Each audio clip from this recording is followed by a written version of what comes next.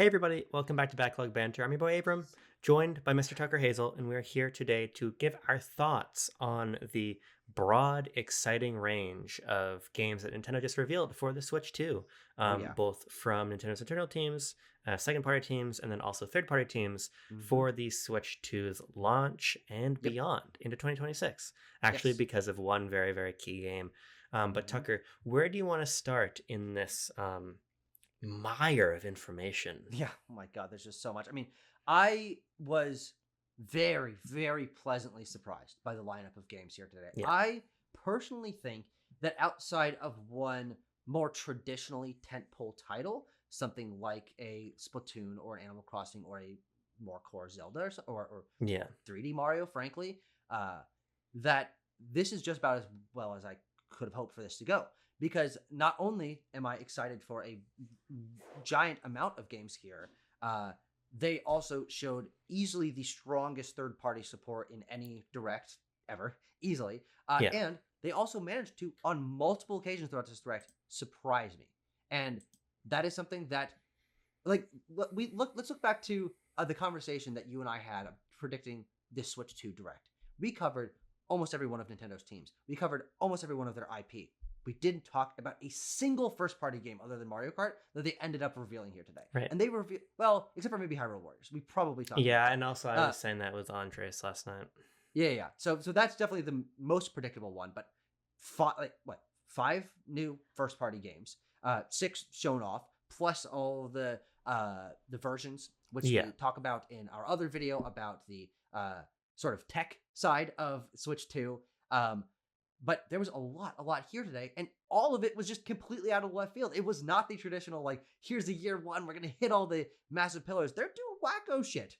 They're doing wacko shit from like 6 different angles. And so I'm very, very pleased with this. And what I've liked about Nintendo in the last few years, especially, is showing a willingness to approach a variety of IP and give them expansive, forward-thinking, ostensibly reboots that put them in the front of people's mind. And we got that from a couple of things today. And we also got the weirder experimental Nintendo that's doing strange sort of semi-new IP that people are going to not really think about, but they're using hardware in interesting ways. It covered basically every gamut here. And then we also have the incredibly, incredibly, incredibly strong core of Mario Kart World, which is, I mean, just mind-boggling in the amount of expansion and what a reboot of the series it essentially is. I mean, I was really, really impressed by what Nintendo did here today. Also because what this means is that all the other big shit is still coming. We are still going to get Animal Crossing. We're still going to get Splatoon. We're still going to get a 3D Mario. We also just get Yeah. fucking Paralympics game and Donkey Kong and Kirby and all this stuff. I'm like, what? There's more? What are you talking about? I didn't even think these games could possibly exist.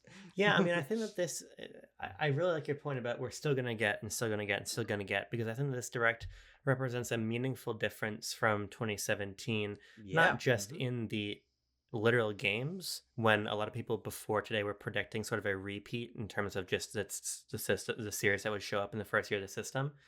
The other meaningful difference is that I think that they realized in hindsight that they really they went so full tilt in that first year that they ended up having these weird sagging periods. Yep. Because they put out so many of the tent poles right away. Splatoon, Mario Kart, 3D Mario were all jam packed in the year with Zelda, right? And so to look and say, okay, well, we have Mario Kart Worlds here, which has a very strong shot of being the best selling game of the entire generation. And a second tentpole for Switch 2, which is a Switch 2 version of Legend of ZA, Totally. as we learned today. So that's two major tentpoles for the system. Yeah, and so I think they said, well, look, we can stand to reserve a little bit and make sure that there is not periods of sagging like there was in 2018, for instance. There was plenty of software to play until the run of Mario Party, Pokemon, and Smash Brothers, but it was not super exciting, right? It was all either ports or kind of low hum games, even if Mario Tennis Aces was pretty cool in the end. So I like that they are sort of metering things out better here. And I'm in deep passionate love with two of the announcements from today. Well, really three. I mean, Mario Kart looks wonderful. I think that it leaves a little bit less of an impact on me just because we knew it already. Oh, 100%. But But let's it's also very smart to do that. Actually, yeah. can we start with Mario Kart? Is that okay with you? Well, I was going to suggest something else. I'm glad that you did that first. Boom, bing, bing, bang, boom. But the reason I want to start with Mario Kart is because I agree to an extent that it's maybe not the thing that sticks out most to me from today, because it was a game we had already seen. We had seen, 5 seconds of it at an angle and with no particular information about it. And so it is as little of what you can know about a game as you can get in the teaser of the Switch a couple months ago. But they also managed to do the exact thing that I love about the growth of a marketing campaign for a game, is show something at first that's interesting and exciting and intrigues me, and a new Mario Kart game. It's been over 10 years since that. I'm interested to see what they're going to do with it. I'm certainly going to play it because I've enjoyed Mario Kart in the past. And then today they're like, what did you think Mario Kart was, you idiot? You idiot. Here's 7 different things that Mario Kart has never done before that we're putting into one game that we're launching the system with, which has never happened before. Yeah. And I was just completely blown away by Mario Kart World. As someone that is, as I've talked about many times on this channel, Mario Kart is something that, because of its repetition and frankly relative stagnation across the course of the series history, it's a very iterative series and certainly one of Nintendo's most iterative. It's never particularly compelled me personally. But what the Switch era has done to so many franchises is give them that next level boost. Yeah. And we didn't get a Mario Kart on Switch. But this is the Switch's Mario Kart. This is the Switch era Mario Kart that fits into the Breath of the Wild and Kirby and the Forgotten Land and Mario Odyssey sort of framework of, from the ground up, reinventing what the series is and making it more bombastic, more epic in scope, more complicated, more fascinating, more mystery. This is a Mario Kart game with surprises left and right that is answering basically every exciting question that and hope that Nintendo fans have had about the Mario Kart series, other than it being like a crossover kart, which we didn't see any of, and I think is possible is not in the game at all. But I love the Mario Kart World, what we saw of it, and we're going to learn so much more about it over the course of the next couple of days. And I can't wait to play it because I don't know what it's going to be. I don't know how I'm going to connect to it, which I think is really, really, that this is the surprise and delight of, instead of being like next predictable Mario Kart that's largely the same, except for you can glide now, except for they fly now. This is going to be a Mario Kart experience unlike anything we've ever had before. And I absolutely cannot wait. And I think it's a perfect launch title because it serves so many different purposes.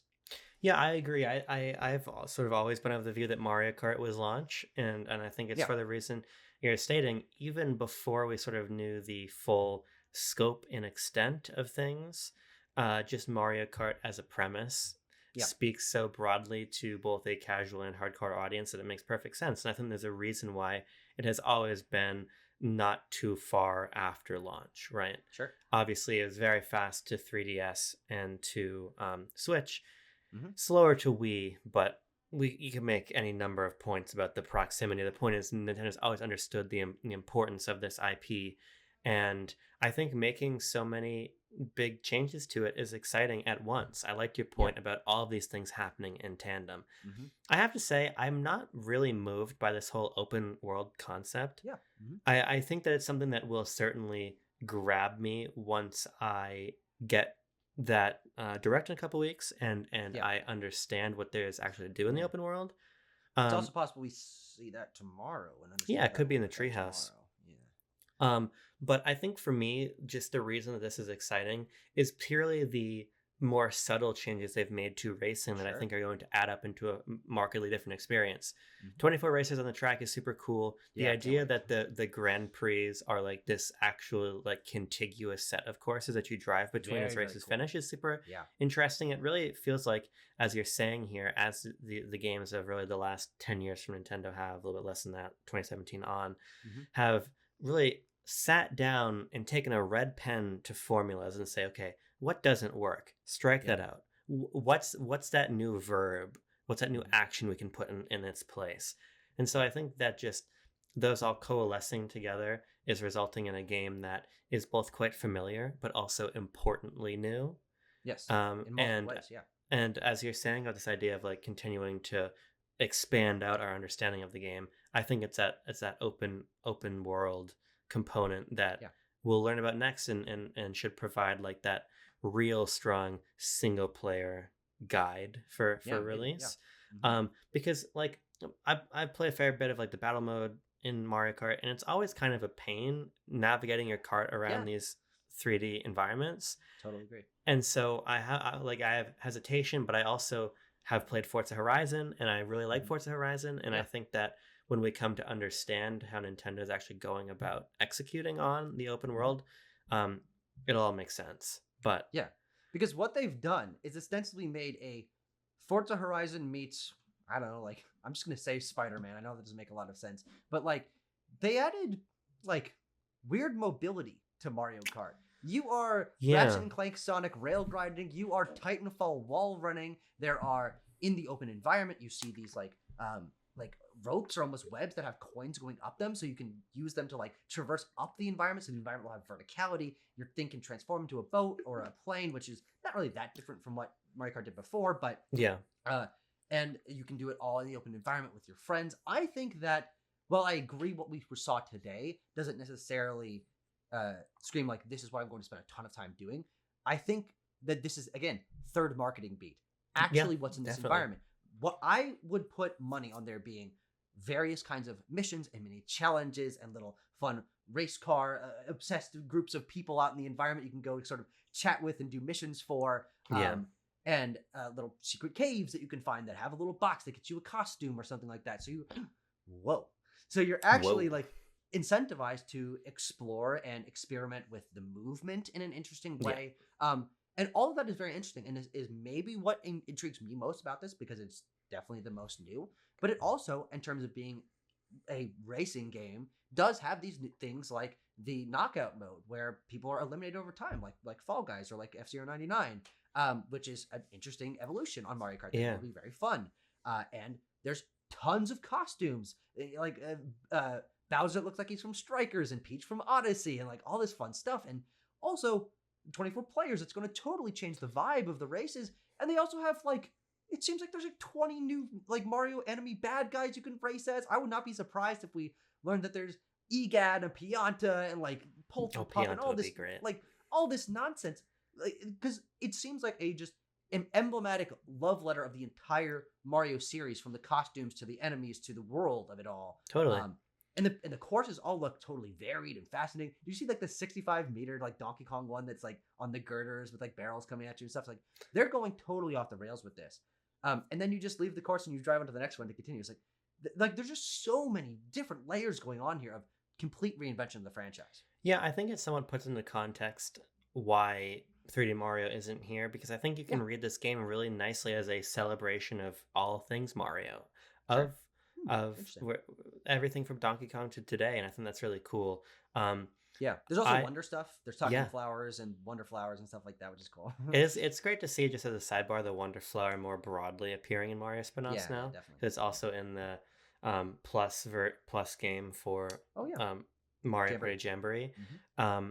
I'm a little I'm iffy on the wall riding and Sure. Yeah, the yeah. rail grinding and stuff. We'll see how fun it is. Yeah, the reason is because I think that it's important that Mario Kart is always easy to play. I Sure. think that that's a core part of its appeal, and I just I think that the added tech is cool. Um, Yeah. I just hope that it doesn't become either so necessary to be competitive at racing that you have to figure it Yeah. out, and slash or so complicated that becomes kind of a chore. I think Hmm. that gliding and diving were such good mechanics because they were so intuitive. They really didn't require too much from the player. But Yeah. at the same time, I think that's Yeah. also Basically, why not at all. I think that's also why they can sort of become tiring after having played with those ideas since 2011, because there's not much meat on the bone there. No, So I'm definitely just not. curious Like to see. like from trailers where like, oh, Mario Kart 7, you get these gliders and you go underwater, and Yeah, oh, Mario Kart 8, you're anti gravity. You're just racing. It's yeah, like the gliders feel a little bit different, but you are always only in the air for like 4 seconds at any given point in time. They were definitely superfluous gimmicks, whereas this seems like it's more core. And I agree that there is the risk of yeah, so much innovation here and so much from the ground up reinvention that it's possible that it doesn't actually work as well as the idea would suggest.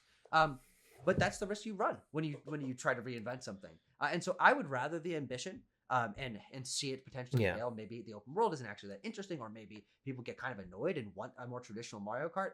I would rather them take this step and potentially fail at it than not. But I certainly agree that there is a risk that because this is such a new thing that it doesn't work. But also, they've been presumably working on this for 8 years, so I think they've playtested this the shit and back and like tried every permutation of it. So I'm not that worried, but I understand that it's definitely a risk. I mean, it's just these core additions to the moment-to-moment racing I'm concerned about. All the other stuff I think is really awesome. The open world I just want to learn more about. Yeah, I'm not skeptical of it. I'm skeptical of the wall running stuff. Not skeptical of the open world. Because the open world thing is probably also going to be largely you don't have to do it if you don't want to. Yeah. Like, even if it doesn't work, like you still got a good Mario Kart game to play. I'm also it's not really worth getting into because it's just sort of a passing thought I've had. But I think this also sort of sets up an interesting way forward for Smash Brothers in that you can't compete with Mario Kart 8 Deluxe in terms of sheer volume of content. So you compete with new mechanics. Yeah. Well, it also seems like they have volume of content. They mentioned like what biggest roster, like closer to the biggest number of tracks, maybe in base game, not counting the booster course pass, but like it appears like there are 24 courses tracks in the game. Oh, okay. Now that's something we need to learn more about in the direct, but the way that the map is presented, it seems like what you have is a lot of cups that comprise sort of the same set of courses configured differently with different weather and patterns and times of day, etc. But either way, I just think it'll be interesting what Smash Brothers ends up looking like this generation. However, part of me also thinks in light of Kirby, which we'll talk about in a little bit, that there's simply a chance that Bandai Namco Studio 2 and Studio S simply are making a bigger version of Ultimate. But let's talk maybe third party for a little bit. Sure. I wanna talk about third party in two different ways. Yes. Really 3 different ways, because I want to quickly shout out Fast Fusion. I'm really excited that there's a new Fast Racing League from Shin Multimedia. Nothing more to say about it than that. Just cool. Yeah. You probably won't buy it because you have Mario Kart and FCRGX on launch. And it's a launch game as well. As long as it's not like $40 or $50, I will buy it. Because I really did love Fast. Because Fast Racing, or Fast RMX on Switch launch was $20. Their games aren't usually like massive in scope. Yeah. But I want to talk about the FromSoft game almost separate from the rest of the games. Yeah, that makes sense. Now, I want to make a case here that I think is an unpopular one about the other third-party games.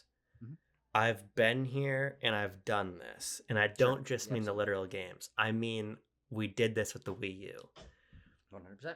My worry with third-party is that I'm not really interested in what game you're going to port over from a couple of years ago. Yeah. To me, personally, I've probably already played it. Correct. But moreover, I want Nintendo to be in a position where their third-party support is not Square Enix looking at what games from a couple of years ago can we bring over. I want it to be, okay, Square Enix is coming out with their next game and it's hitting every platform. We got basically none of that today. We got basically no indication that these partners who are committed to bringing their back catalogs over will bring their forthcoming catalogs too. The sports games are maybe the exception. Yeah, and Tony Hawk and Borderlands. And Project 007 from IO Interactive. Good point. There definitely are some. What I think is interesting is I agree with you, but I also don't necessarily think it's particularly possible, not only within this one direct, but also within a launch window to make that obvious. This is very much a wait and see kind of thing, because most of these games are big and have already been announced. And if you show them off now, saying that they're coming that soon, like who knows how long these teams have had dev kits. It shows some level of commitment that we basically saw every major third party in some capacity, and even some smaller teams like Supergiant and Devolver were there. But you're right, there's still a lot of question marks to be had. And I will say this, I am not going to play almost any of these third-party games on Switch. Unless they're exclusive, I'm probably just going to play them on PlayStation or Steam. But this is also the value of Switch 2, is and why so many third-party ports became big quote-unquote cultural moments for the Nintendo community when they were brought to the Switch 1, because these franchises had not been on Nintendo before. And we saw a lot of that today. We saw, primarily, I think that FromSoft, particularly with Elden Ring, which is a launch game, is massive. And Not a CD launch game. Projekt, yeah, Elden Ring is. No, Elden Ring is just Tarnished 2025. Edition? Oh, okay. I guess I'm wrong about that. Yeah. No, I'm sure. Cyberpunk is a launch game. That Cyberpunk fits is a into launch what you're talking game. about. Yeah, Street Fighter 6 is Yeah. a launch game. Hogwarts Legacy is a launch game, though that's also something that had a Switch port. Yeah. There's a lot of big support going for this, and it'll be just interesting to see then once teams get more used to developing for this hardware and the development timelines are able to line up a little bit better because Switch 2 is new hardware, and the teams have not been working on it alongside the other platforms for the entire development of these games. If we then start seeing things hit, but it's impossible to know until I would say 12 months from now. We might know if that's really gonna be a thing. Yeah, I mean, that's just why I reserve judgment, broadly speaking, if I think the Switch 2, from my use case, has good third-party support or not. Sure. Because, like, for me, I was hoping that we would come in and we would see a game like Ninja Gaiden 4 Sure. confirmed for Switch, or a game like Doom, right? Yeah. I guess I just maybe have Xbox in the mind right now, but I think that if there was more of a roadmap of here's where the industry is going and here's how Nintendo is going to stay in tune, Yeah. that would move me a little bit more than like Elden Ring is cool. We all sort of hoped that Elden Ring was coming. It's cool to have that confirmed. Yeah. That game is still a relevant game, but it's not a new game. Remake, not even rebirth. And it just kind of feels a little bit like Batman Arkham Armored Edition again, I totally and understand Tekken Tag Team Tournament and these other things. And so I guess I'm just a little cautious. Is it that if you're these big companies, do you love Switch because you can kind of offload your older games on it again? Or do you love Switch and you're committed to making it a core platform moving forward? I think there's a meaningful difference there. No, I totally agree. I'm probably not going to... Again, I think that the massive cost associated with everything in the ecosystem right now makes it hard for me to want to double dip on even something like Cyberpunk, which I would probably put in my top 50 games ever easily. Yeah. Or a Street Fighter 6, which I'd love to get back to. I played it on PlayStation. I think I'd enjoy it more on Switch, just having that always ready. But yeah, I just don't think I can justify those costs. Yeah. And I think that's also just another challenge of where Nintendo's third-party support is, right? I mean, how cheap can you get a lot of these games for? Cyberpunk, for instance, is a game that's on sale. It feels like every Steam sale for $30 or less. Yep. And so this has been a talking point since Doom 2016. Yeah. But realistically, I just think it becomes even more apparent in an even more expensive ecosystem. These are going to be expensive versions of games that I already put a lot of time and a lot of money into prior. And that are going to be inferior versions still to their current gen Series X and PS5 counterparts, or of course PC. What I think will be really interesting to see, and where I agree with you for the most part, but I still do feel some tinge of hope, is that we did get two teases. One of them was a trailer, but for massive third-party games revealed at a Nintendo showcase that we would not have gotten in previous time periods. And so it is very possible that the indication of Project 007 from IO and obviously the Dusk Bloods, I think it's called. Dusk Bloods. I've had like all kinds of different permutations of blood stuck in my head. But those two games being revealed here it would not have happened in the past. And so you can potentially see games like Kingdom Hearts 4, Dragon Quest 11, future Capcom games, Resident Evil 9, maybe, Mega Man 12. That's already revealed. But I'm saying in terms of games being revealed at a Nintendo showcase, that would really be what indicates full support from these teams. If they are committed enough to Nintendo as a brand, that they then are able to align their marketing with them. Because there definitely is the internal association you have with, you saw it revealed at X showcase, and then it kind of puts in your mind that this is a X platform game. 100%.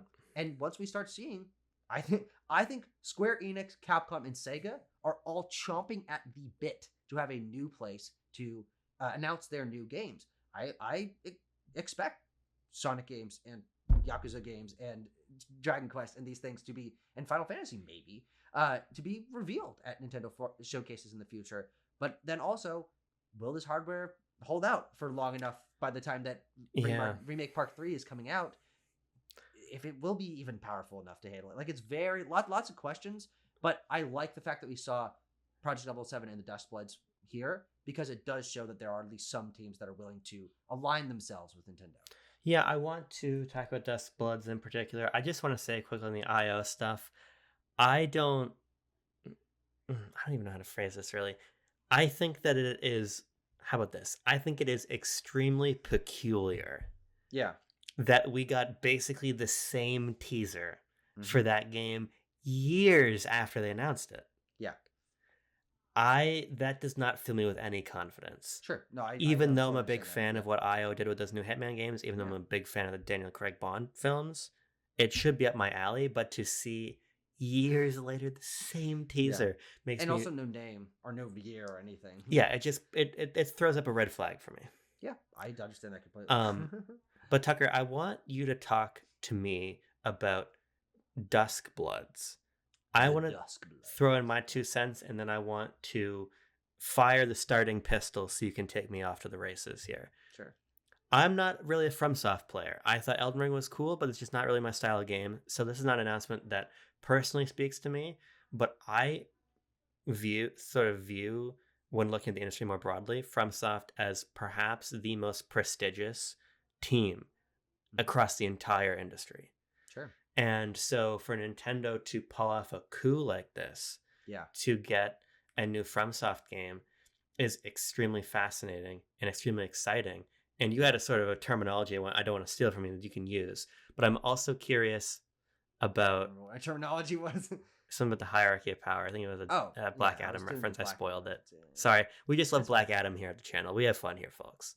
I've also been seeing, and I'm curious for your insight on this as well, in some really hardcore circles.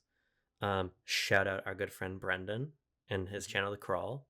Ooh, yeah. There I've seen being his thoughts some yet. resistance to the Sure. idea that FromSoft is now making a second multiplayer game in a row, this one being an 8-player multiplayer PvPvE title.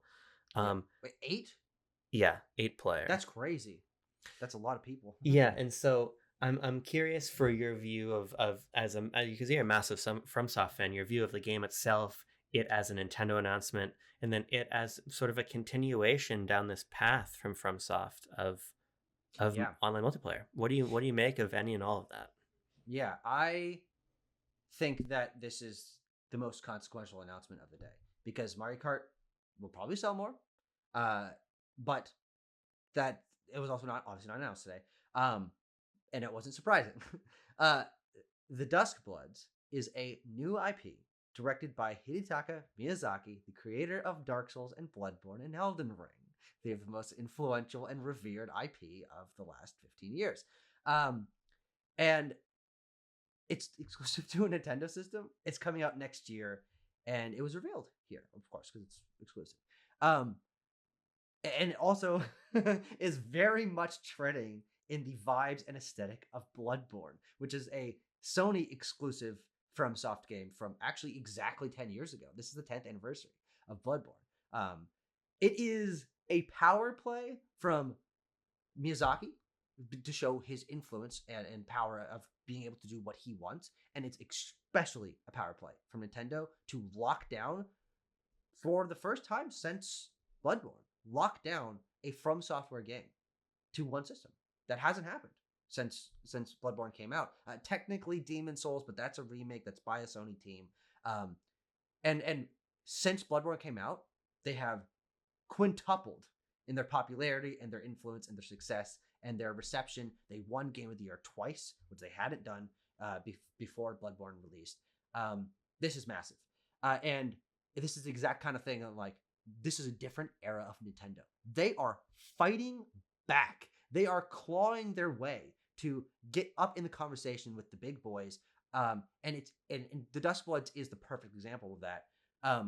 It does not matter to me personally what kind of game it is. I think what's interesting about this game being multiplayer following up Night Rain in back-to-back years, 25 and 26, is that it might suggest that this is something that they are leaning more heavily into than we would have known before today, or especially obviously before December when Nightrain was revealed.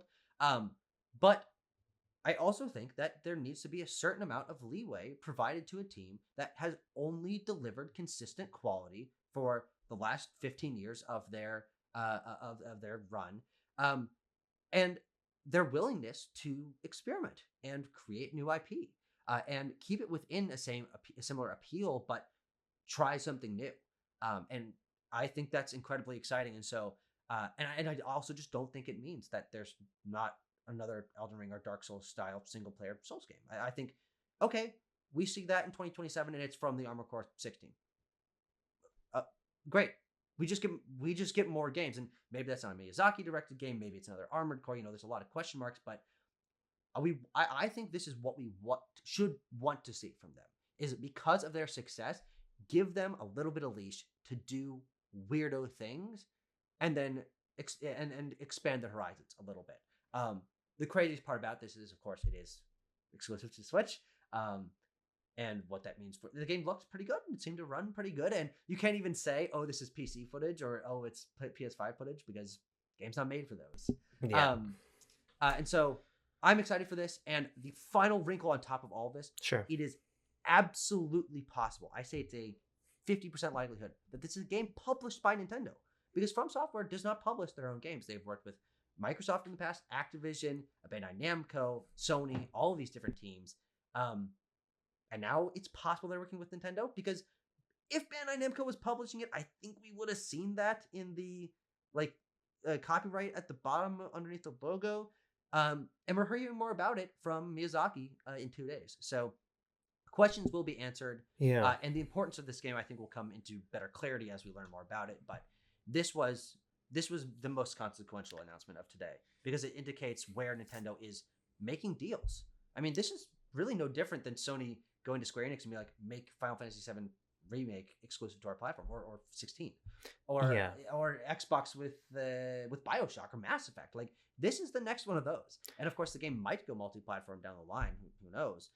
But it'll be associated with Nintendo forever because of this. Yeah, I think that it probably is a timed exclusive, but I think that it's not really relevant, frankly, whether it is timed or full exclusive, just in the sense that these windows are long enough that the game does its business on that platform, and then its business is done and services a secondary audiences later. Yeah. And we've seen Nintendo Death Stranding, Monster Hunter Rise. Yeah, I was going to use Rise as a key example, and also Octopath as a key example of a game Nintendo published, and then it reverted back to Square Enix, it went to other platforms, but it did for Nintendo what it needed to do. And so whether they just paid for a window of exclusivity here, or it's full exclusive, it's a massive deal. And it reminds me a lot of the sort of decision Nintendo was making in the GameCube era.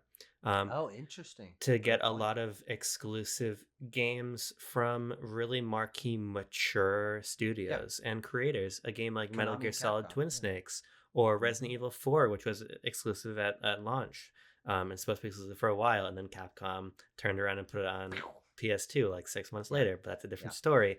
The point is, it's a move from a storied, older chapter of Nintendo's playbook. And it's going to be very curious to see what other types of deals we see manifest from this. A more recent one they did in a similar thematic lane was when they got Resident Evil Revelations exclusive to 3DS. Oh, sure. And so there's long been talk and rumor about, I think the rumor was Resident Evil Outbreak for Switch, which never came to pass. But you have to imagine that more things like this are on the table now. Definitely. And to not just compete by saying we make games of a quality at the same quality as our peers who make these more mature titles, but to say we are playing in that exact thematic mechanical space is an important step. And so even if it's not really my cup of tea, I think it is, if you're a Nintendo fan, it is a massive and exciting thing that they've done here for the wider perception and penetration of the brand. You get people in to play FromSoft games. Maybe then they also want to play Kirby, or they want to play Metroid or whatever. I think that this is a system seller for an audience that would not look at the Switch in a lot that has never had a Nintendo system seller or Nintendo system. Yeah, and it's also interesting to think about Nintendo having done this general style of exclusive over the course of the Switch generation. We saw that with No More Heroes. We saw it with Octopath. We saw it with Monster Hunter Rise. And these hit consistently over the course of the generation. And I would say Rise was really the only one of those of larger consequence. I think maybe Octopath second down. But this is on another level. This is, we're locking down Hideo Kojima to our platform that Sony did with Death Stranding, right? Like, just like getting the key creative of the industry and saying, they're on our team now. What are you going to do about that? Which is fascinating to see them sort of putting up their dukes. Sony also owns a stake in Katakawa, so it's funny that they're going to make money off of this title, and that is just like a another funny thing in the facts of the love life when it comes to PlayStation. They'll also make money off of Death Stranding when that eventually comes published by 505 comes to Switch 2, because that's exactly what's going to happen. Tucker, I want to do a flyby past a couple other Nintendo titles here. Sure. Do you have anything? I mean anything to say about Nintendo Switch 2 Welcome Tour? Not yet, because it is yet to see what the scope and also price of this project is going to be. But I have to say, I'm all in, baby. I'm all in. I'll pay for it. I'm curious. I can't wait to see what it does. I think it is a mistake that it is a paid game, and this is very much an emblem of Nintendo being in a place where they're like, we'll just charge you. I think this is gonna sell like 200 copies, or obviously I'm exaggerating, but I don't think it's gonna be particularly popular. But I think it's really fascinating, and I think from my eyeball guess, this seems to be the Labo Game Builder Garage team. Kind of got that flat aesthetic, simplistic little people walking around. Yes, and also just to that point, this, and I guess this is sort of the hinge of my disappointment with this. This basically this exact concept, going through the hardware, walking through it, is literally in Nintendo Labo. They literally will say, this is where the IR camera is, and this is how it works. This is the tech behind it. It's the same thing. It doesn't feel like it's that spirit of invention that I wanted from EPD4. Yeah. But it's also more evidence that it is EPD4 because they did this already. Yeah, but that's fascinating. Yeah. But I'm just interested to see what the scope of the package is, because it does seem like it is mostly tech demo and exploration of technology. Which I think is interesting. It is something that we've seen Nintendo do in a little bit more fun of a form factor, and things like 1-2 Switch and Nintendo Land. But I'm just curious, and I like that this is a weirdo. This is a big WND, a weird Nintendo decision. And so it's also interesting that it's the only other new first party game at launch. There's not a Switch Sports 2. There's not a everybody I want to Switch or Nintendo Land analogous. This is that, and obviously I think for pretty much everyone it's going to be less appealing than those other things. So I don't know what Nintendo's goal is. But it does indicate that they have some sort of strange sensibility going on, and knowing EPD4, this does not preclude them from having another more substantial project. Frankly, even maybe this year, a lot of their games get announced outside of presentations like this. So it's possible that in August we get a dropped on Nintendo Today app tease of another EPD4 game, and then it releases in September or something like that. Yeah, and there will definitely be one next year. So I'm going to be this game's biggest defender from like a conceptual phase level, because I like when Nintendo does untraditional weirdo shit, and this is definitely that. But it also is my least defensible untraditional Nintendo weirdo shit. I'm like, I don't know. The game is probably $10. This comes from Oatmeal Dome, a wonderful account you should follow on whatever social media platform you use. He does a lot of he calls himself a tinkerer, and that's a great explanation. He goes into he does data mining. He does all kinds of deep analysis about Nintendo stuff. He says that the price for the game in Japan is 990 yen. That's about $9 in the States. So $9.99 seems like a good price. Cheaper than I thought it would be. I think that the aesthetic is interesting. because it reminds me a lot of Clubhouse games. Obviously, that's a Nintendo Ah, Cube game. I yeah, don't think this is Nintendo Cube, again, because this is something that Nintendo EPD4 literally already did for Switch 1. yeah, Um, if it actually is that price, it's such a curio that I'll definitely check it out.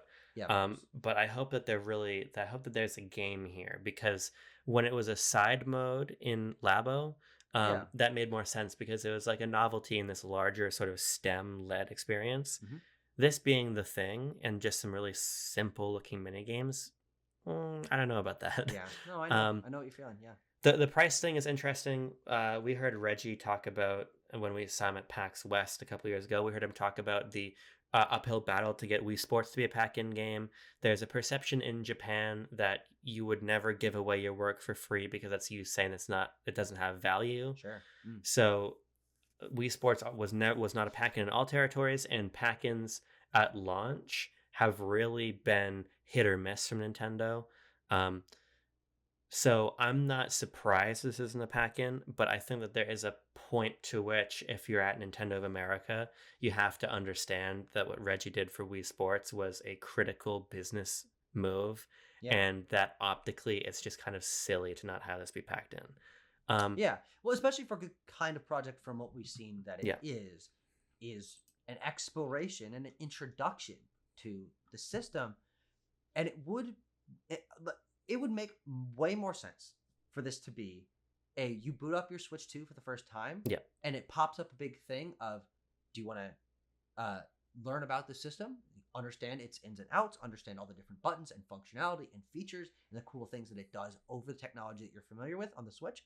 I totally respect that. I think that's an interesting way to grab someone and engage them more with the work that you've created, or skip it, or like I'm not interested, and then it sits Yeah. in the menu somewhere and you can kind of dig it out if you want to. And so buying it means that I don't think almost anyone is going to be interested in this other than the hardcore Nintendo fans that are curious in why this was made. And if you're you and me interested in EPD4 and the things that it Yeah. can do with hardware, I think there's a chance that this gives us a hint towards the kind of fractaling concepts that they might be able to cover with the camera and with the motion controls and the mouse and the microphone and all this. But the only other time recently we saw any kind of techno pack-in game was Astro's Playroom, and that was a fantastic game. Yeah. That was also very much a video game with a platinum trophy and levels and music and all of this stuff. I don't know what this is, which is interesting, but it's not particularly exciting because of that. Let's also do a flyby here for drag and dragon Drive. drive. Drag Right, and like drive. drink and drive. That's how I have to remember it. Fair enough. I mean, Christ. We kept messing up the name of this and memeing it, and I think it'd be fun to continue to do that. We need to make sure we know the actual name is Drag and Drive. It's Drag and Drive, spelled as Drag X Drive. But Like Hunter and Hunter, the anime. true. No. No. Christ. But I called it. Someone called this Draft Dodgers when we were doing our reaction. And when I exported our video, I called it Draft Kings because I couldn't remember what it was called, which is a betting website. Now, Tucker, I think that that's the problem with the game. Yeah. I think that the jury's out on the controls, but I think the jury, and for me, is out on mouse mode in general until I get to try it. Sure. My issue with this game is Friday. I just think it looks so bad. Yeah. I think it has no personality. Nintendo Forecast used the word dingy, which I think is a good way to describe it. Cool. I'll have to watch that. I was actually working, so I just don't get it. I don't get what we're doing here. I think the only issue with this is a visual style. I think that we would be much more sold on it if it was the colorful balloony aesthetic of ARMS. If these were silly characters strapped to their chairs and they had big bug eyes and funny hats on and stuff, and they were zooming around something that had like confetti and balloons going all around, and they were like, of course it has that tinge, but otherwise it is frankly very Federation Force, very Flip Wars, two of Nintendo's least well-received games, period, because they do not reflect Nintendo's visual design sensibilities that make their worlds appealing. I am interested and mildly excited for this because I liked ARMS so much. That was Yeah. one of my favorite 2017 games, and I think Nintendo uh, should have the free reign to do something that is based around one concept and nails that concept, but does not do anything else. And that very much seems like that this is what that's going for. We have no idea what the scope of the package is, if there's going to be a narrative of some kind, if there's going to be little funny characters. We didn't see Biff until later on in ARMS marketing. We didn't see like the lore that they built up for ARMS until a little bit later on. It's less instantly appealing, but I think there's a potential for there to be a little bit more going on here, because I also do believe that this is that ARMS team. I think Yubuki might even be directing this game, because this is really stupid, but from like a texture and lighting standpoint, and also dunking basketballs, this is all stuff that was in ARMS, and the connection that team has through ARMS to creating a motion controlled sports game. I think it's very possible that that two of the launch window, much like on Switch, two of the launch window games are from this Mario Kart and ARMS team. And so my jury is partially in, because I'm fascinated by this. It is a new IP from Nintendo. It doesn't seem like a kind of gameplay, because you're controlling it like this, that this seems like a reinvention of sports games in the way that ARMS was for fighting games. And so when was the last time Nintendo did that? They don't make that many sports games, but even when they do, they're rather traditional. I'm very compelled by this. But I wish it looked like anything other than it looks. I hear what you're saying. I just think that ultimately, like, one of our big criticisms of the Switch era was that broadly the new IP existed in corners of the library that didn't get much light, and this game literally has no light. I think that ARMS, while I don't feel like it quite got to do it deserved, had such a strong identity that I think it stands as an important element of the Switch's library. I just don't see any iconography here. I don't see any depth here. I'm perplexed by it. I think if this was EPD 9, it would be, as you're saying, unsurprising in some ways, and I also think really surprising in others. Sure. Yeah. But we'll see.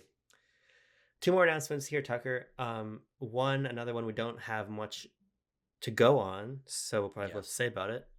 This is Kirby Air Riders, the sequel to Kirby Air Ride on the GameCube, once again directed by Masahiro Sakurai. I'm really fascinated what you make of this, as somebody who is not that big into racing games, is not that big of a fan of Air Ride, and not a big fan of Kirby. Or Kirby. That's a great point. Yeah. But I am a fan of Sakurai, and this is very exciting to me, because this is the first non-Smash game he's made in a decade. Yeah. And what it reads to me is he's got an idea. My problem with what we saw today is that we didn't. Is that we saw no gameplay. We saw no indication of how this is going to be a continuation or reinvention of that. What would warrant this as a sequel? And also, frankly, what would warrant it as a launch window racing game when the launch game is fucking Mario Kart? That is the thing that worries me most, is that it will get sort of swept to the side because it's another racing game from Nintendo, when we have the racing game from Nintendo we want and need. But I'm compelled by it because I find Sakurai to be a compelling creative, and he has been stuck in one mode for so long that I feel like he has a creative juice he's like jonesing to get out. And if it happens to be in a sequel to Kirby Air Ride, I say let him go. But I also don't. I think that's the reason why this is being made, is because Sakurai asked them if he could make this, and it's probably not going to be a massive production. Hal probably also has another game coming out, maybe next year from like a more traditional Kirby game. But I don't expect this to be particularly big. I mean, I think this is going to end up in the camp of these other smaller franchise revivals that Nintendo has done. Of course, a slightly higher profile because of its prolific franchise and prolific creator. But this is an Emio game in my mind. Is you've got a creative that has delivered massive successes for you before. They are passionate about doing this. It's not going to bring in a ton of money, but it keeps that creative happening and diversifies their lineup a little bit. So they let him do it.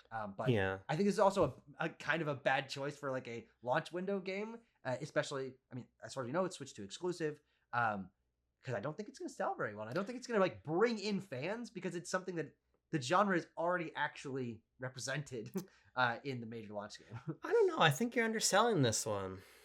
I mean, because we don't know what it is yet, and that's again big stipulation. It could be a more adventurous, more Kirby, big Sakurai sprawling kind of complicated thing, but that's not what Kirby Air Ride is. Yeah, but I And think so I'll frame it to you this way. I think you understand the concept of it, because when you think about where the Kirby franchise is now, it's indeed actually bigger than it ever has been before. Forgotten yeah, Land sure, took it to a height of sales that it had never reached prior. sure, There's been a real dearth of Kirby spin-offs, particularly Kirby yeah, spin-offs at retail. There's not been a boxed Kirby spin-off since Battle Royale, if I'm not correct. mistaken. No, yeah, that's true. So it's been quite a while, and I think the interest in the brand is at a higher peak. I think that we also just can't underestimate the fact that this is Sakurai, right? Mhm. The Kirby Air Ride, if it's not fundamentally that different, although I would be doubtful that it is not fundamentally different in some way, is already quite mechanically separated from Mario Kart. Yeah, The problem with Air Ride, as much as I love it on GameCube, is that it's extremely shallow, but it represented a lot of different types of racing play. There's a lot of variety in that game. The variety just didn't have depth. I think that when you take that idea and you flesh it out and you have sort of Sakurai and his wife Michiko's their combined experience at making these interesting Nintendo titles that are stuffed full of content and have these very distinct types of experience with a challenge board and with yeah, yeah. all these side modes, you're going to have something very compelling. And we talk about, for a series like Metroid, the importance of ending up on Switch 2 and the benefit from a spotlight. This game is Mhm. going to have a spotlight on it. It's going to be, even if, oh, we should mention Hyrule Warriors briefly. Even Oh, if, true. um, Funny. realistically, it was gonna come out after obviously Mario Kart and Donkey Kong. Mhm. Most likely it'll be the third Nintendo published Switch game of consequence in Uh, the platform. Correct. Yeah, because Dragon Drive is probably before it because that's Yeah. dated for summer, where Air Riders is January 2025. But correct. Yeah, so I just think that there's going to be an attention on it in this honeymoon period with the system. Kirby's Sure. bigger than it has been. Sakurai obviously is at the Bigger than the his head. zenith of his popularity. Period. Not just in terms of his work, but him himself with his popularity on YouTube recently. Point. Got accolades from actually the Japanese government for his work in game development. Yeah. They made a big deal that Sakurai is directing this game.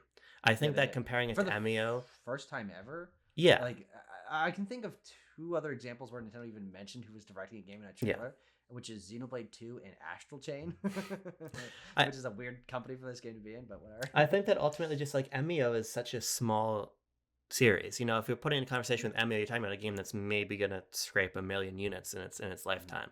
I don't think that that's what this game is personally, just on Yeah, concept. I think it might.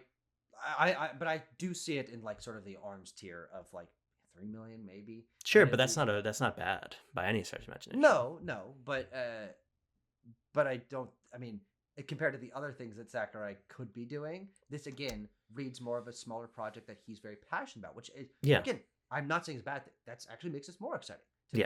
yeah, But I I also think when you mention this being something that has Sakurai's potentially has Sakurai's panache for variety and collectibles and expansive kind of nonsense in a positive way. I I also see that kind of reflected in the new Mario Kart game and being a game about variety of different racing modes and expansion. And yeah. as you mentioned earlier, more than likely like some mission modes and collectibles and in terms of costumes and things. And so I think there's a chance that and also interesting about Air Ride, the original game, is that the reason I have no connection to that game is I think it strikes an awkward balance between being incredibly simple, but because it controls differently from other racing games, it's hard to get your head around for the first time.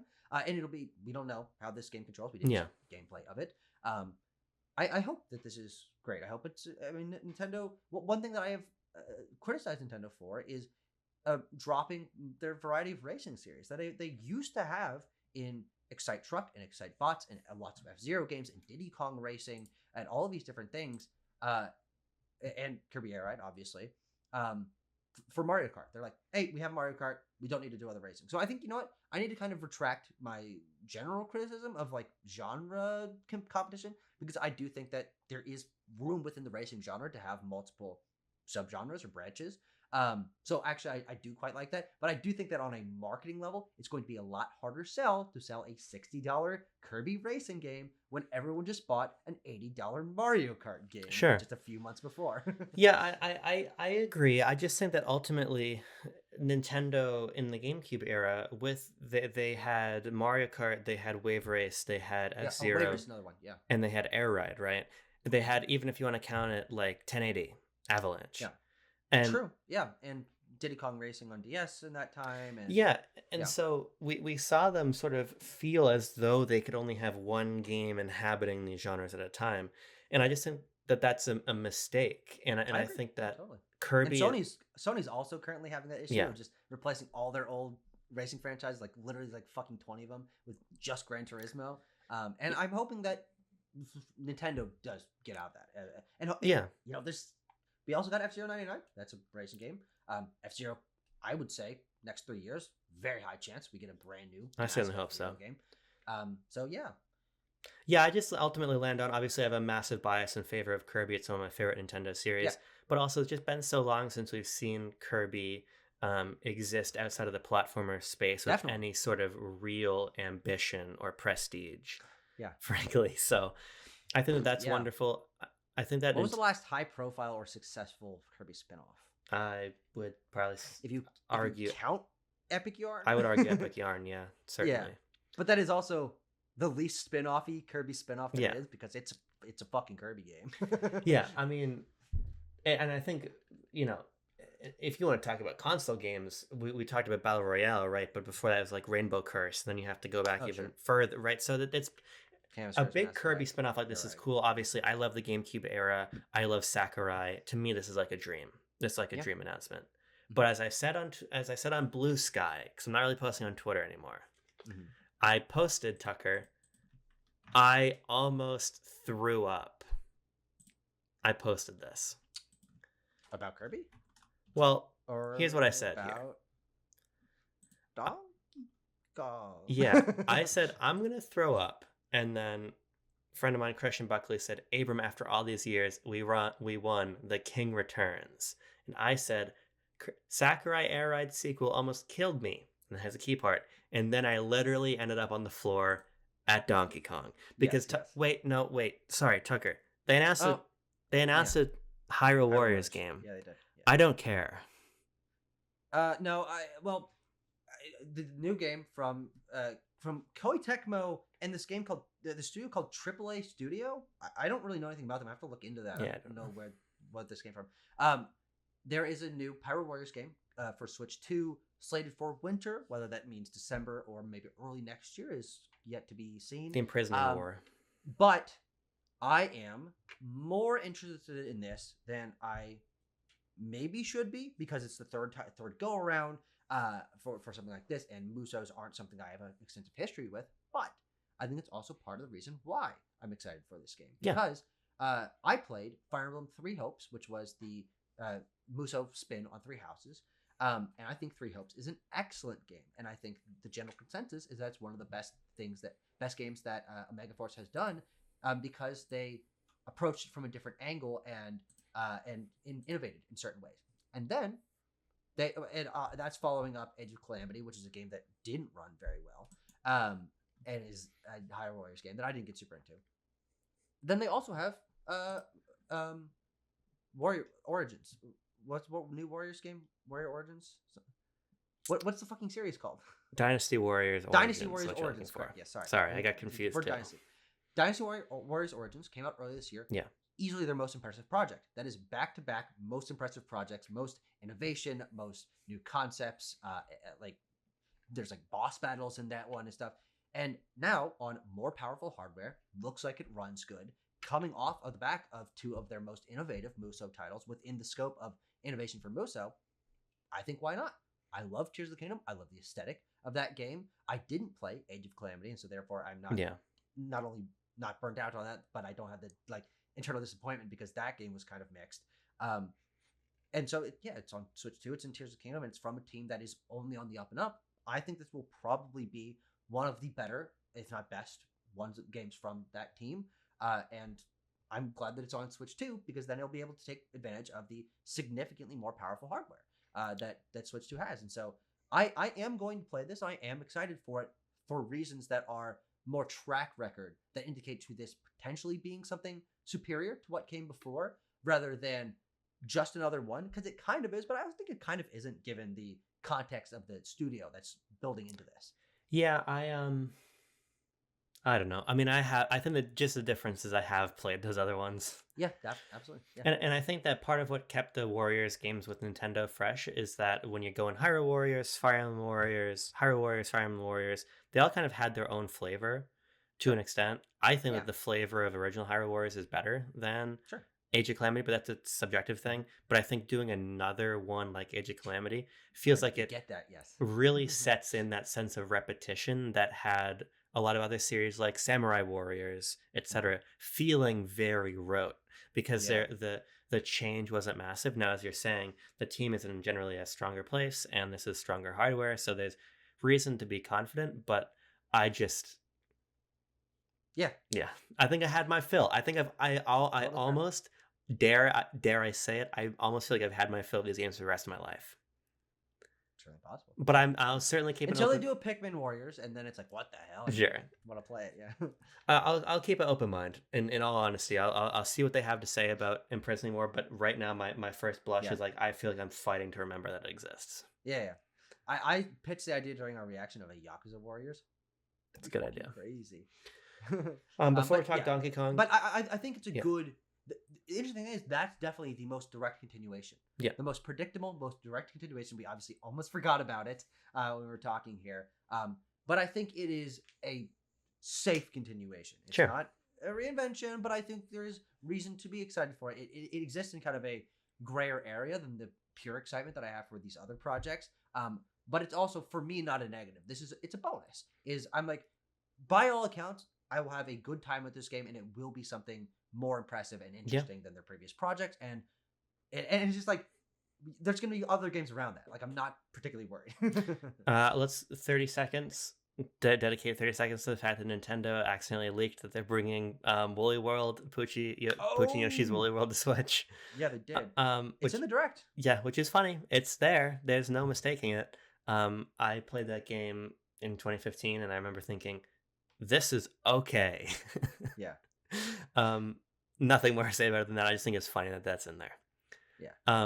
Obviously, Tucker. They did announce a 6th game today. True. Technically, and people just didn't notice because they were kind of hiding it, but kind of not. When something like that happens, it makes me wonder if they planted it on purpose or if that was a genuine oversight. I don't know.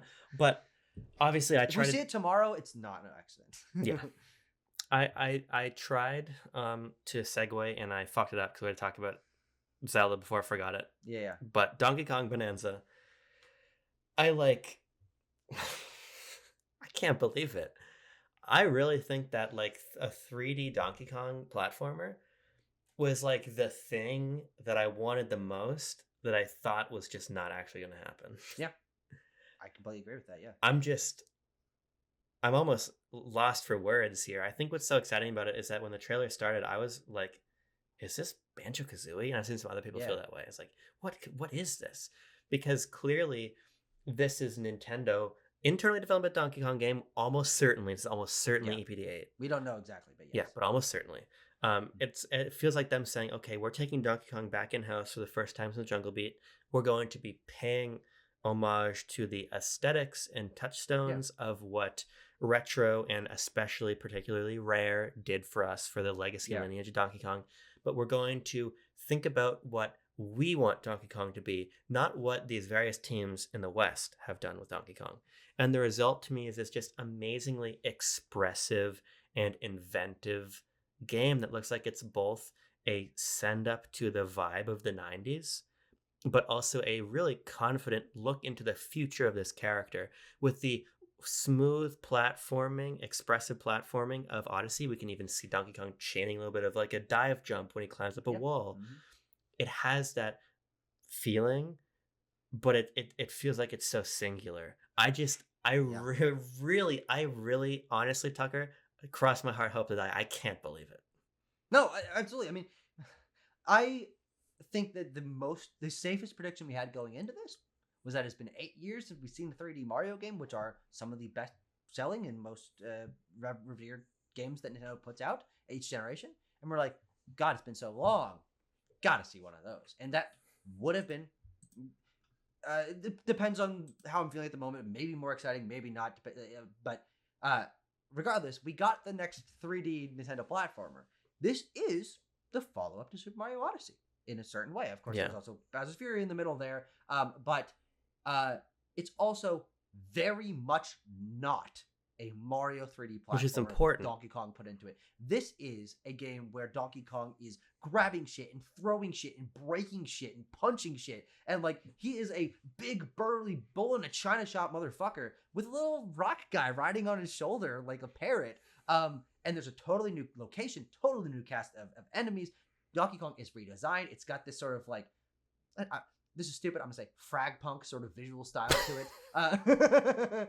But it's got this like energy to it where it is not only the goofy visual expressiveness of a rare game, it does feel very Banjo-Kazooie, but it also has this new grunge edge of Donkey Kong that is the exact thing that we have wanted to see from, that we've loved seeing from all these Nintendo franchises, as we mentioned with Mario Kart. Two of the most major Nintendo franchises we did not see on Switch that did not get the reinventions, that we were hoping for to get the reinventions, are now here at the beginning of Switch 2. And what that means, especially exciting for Donkey Kong, is like, is 3D Donkey Kong now a new sub-series that we can expect to see more of in the future? Is there going to be a follow-up to this game? I think this looks fantastic. It looks so high quality. The environment variety and the particle effects and the destructible environments, and you're digging through the ground, which is something I don't think we've ever seen Donkey Kong do, but fuck it, add that to his moveset. Make that like a core part of his identity, is that he's a miner. Like, we see him wearing overalls and a mining cap, and then there's like these Diddy Kong looking chimpanzee guys that are like mining underground. There's not another game that feels like this, because there's been one 3D Donkey Kong game that we fucking better see that game before this one comes out. Yeah, I really need that. Why is that game not on NSO? I've never played DK64. I have to do that before this one comes out. Yeah. And it's a total surprise. There were rumblings that the Mario Odyssey team was handling a Donkey years Kong ago project. 2021, I think we were talking about it. Yeah. And the rumor then, I believe, was that it was a 2D Donkey Kong game. Well, the rumor was 3D, and then the rumor became 2D. But we were right the first time. But it had also been so long since we'd heard about that. They were like, must have been a Star Fox Grand Prix, kind of like just misinformed, that people kind of jumped on whatever. Yeah. But again, from everything we know, it seems like this is the first non-Mario game from this EPD8 team since their very first game, which was Donkey Kong Jungle Beat, a non-traditional Donkey Kong 2D platformer you play with fucking bongos. And I can't wait for it. This is easily one of my most anticipated games. This gives Donkey Kong, with his new design that he also has in Mario Kart, a fresh look, that in a reinvention and a new identity. There will be new side characters. You got this little rock guy. I'm sure the other Kongs will be there with their new designs, which we haven't seen yet. It's brand new from Nintendo. Yeah. Which I was thinking going into this that we wouldn't really get a lot of complete surprises. But this was that in every regard. It's also their closing game. They are positioning this as a massive thing, not only coming off the back of Donkey Kong Country Returns HD, which as of yesterday, the Costco guys are now massive proponents of and marketing with, but also the opening of the theme park and going into Donkey Kong probably having a larger role in the movie next year, Mario Movie 2, and probably then an announcement of a Donkey Kong spin-off movie, which was rumored for a while. Like, we are, Abram, God willing, it's happening. The era of the Kong is upon us. That man has been asleep for a decade, and he is waking up with a new energy. Donkey Kong December is now a state of mind. It's always Donkey Kong December. As a sidebar, Tucker, I would really like you to watch the sponsor video that the Rizzler made, because we sitting on a beanbag. I watched that. The way the Rizzler delivers like marketing catchphrases about like playing levels in HD on the Nintendo Switch Yeah. family of systems is so funny to It's me. so funny. I can't believe it. But no, I echo everything you said. I just really can't. I really can't believe it. And even though they're closing on it, we don't have to wait that long. It's No. July. It's the Yeah. month after the system's release, Mhm. um, which I can't even really process it. We're 4 months away from this game coming Yeah. out. Um, Yeah. so it's really just a wonderful announcement. Um, Again, it's providing variety to Definitely. the lineup, and I think this is also just a kind of a more interesting way to interpret and create a 3D Donkey Kong game Sure. instead of like just saying, "Hey, here's DK Jungle. He's swinging around." Even more than bringing the Kremlings back, I think this is an interesting, fresh Nintendo specific take. So I couldn't be happier. I would like. I don't even know. Like, if I had to choose, if I was more anticipating this or Metroid Prime 4, I would like the Sophie's Choice is an easier Yeah. decision. You know what Yeah. I Yeah. mean? Like, I just And then, hey, then Sophie also gets a third choice, a Master Sakurai's Kirby Racing game that happens to also come out in the same time period. Oh, and a Tamagotchi Life and a Rhythm Heaven that come around next year. this is like And Mario Kart. I This is said the it. year of Abram Buhner. Yeah, I said when we were talking to Bo, but Mario Kart, Metroid, Kirby, Donkey Kong. That's like four of my favorite Nintendo franchises ever. So Mhm. this year couldn't be more made for me. I'm so excited. I'm really hoping that we see. We're obviously gonna see Donkey Kong, Mario Kart in the treehouse. I'm hoping Yeah. with how long the treehouse is, we're gonna see Kirby. And I have a feeling, Tucker, maybe this is just too conspiracy brained, but I have a feeling that the reason there's less about Kirby is because they wanted today to be about announcing the Sakurai's next game, and then we'll see it on Nintendo today, and we'll see it in the treehouse because they've promised daily news updates. Mhm. So that just seems like good fodder. Because at a certain point, Yeah.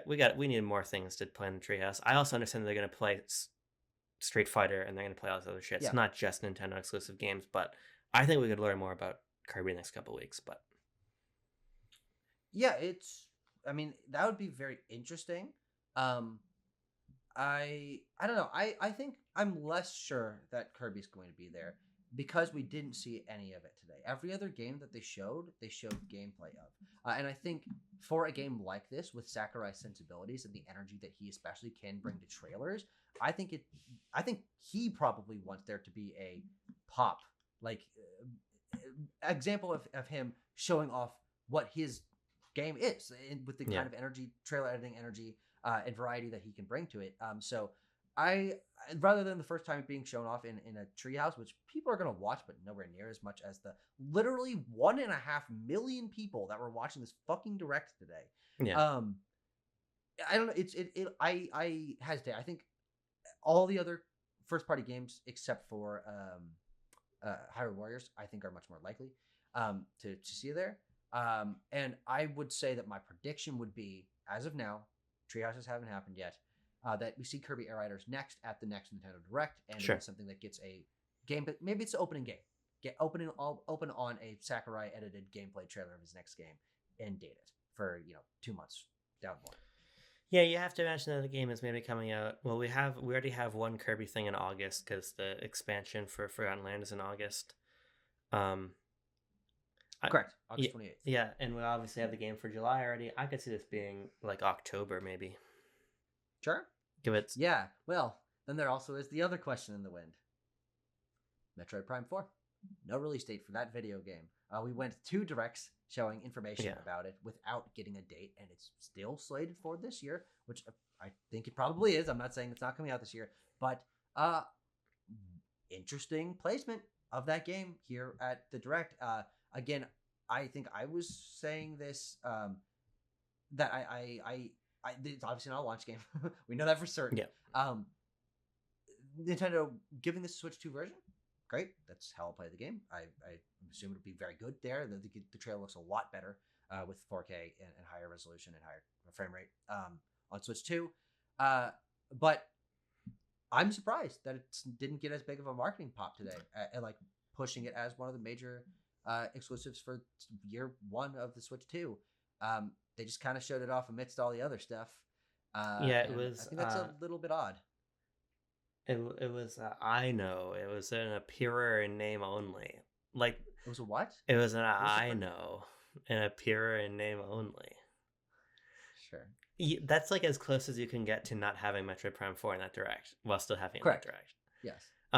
I still think this game is probably coming out in September. Sure. Or the other, so Metroid Prime is launched like anywhere from August to November. You could put it in the Pokemon window, but that seems foolish. Yeah. I think that September is probably the best bet, specifically because if you don't have much Switch 1 software left, having a little bit of space there makes a lot of sense. So I would say August, September is probably the landing spot for that game. But yeah, Tucker, I'm really exhausted. There's just so much information coming in, coming out. Yeah. It's like food and hooey. And poop. Oh, sorry. I didn't want to say I was supposed to say that. Fucking icky or crass. You understand me? But hey, Abram, lots of fun Nintendo games to play. Finally. Yippee!